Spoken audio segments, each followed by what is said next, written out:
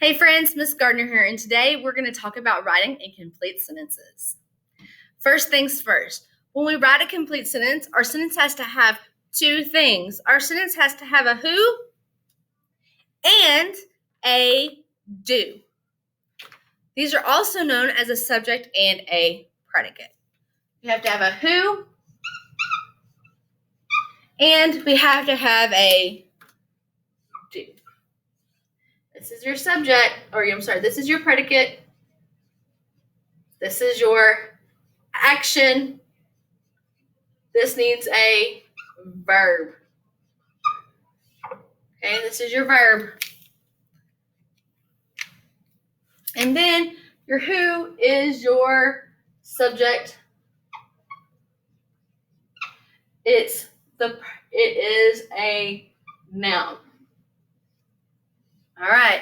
So you have to have those two things throughout a complete sentence. If you don't, it's not a sentence. So there's some other things we also need to have to write a complete sentence. We have to have you need to start with a capital letter.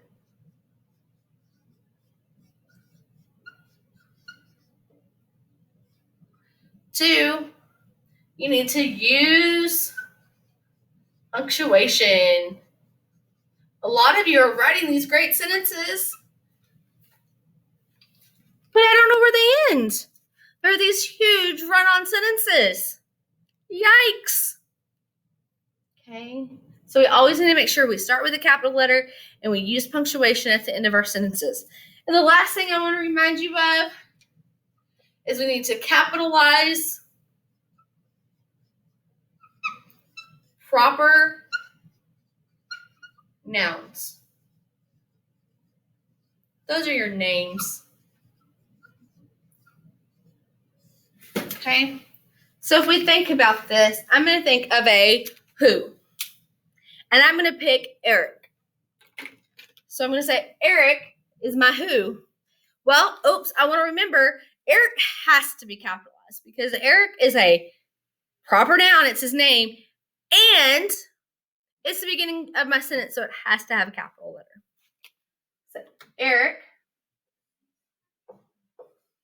So do you see how I have a capital letter? And then what did Eric do? Eric sleeps. Eric eats. What does he do?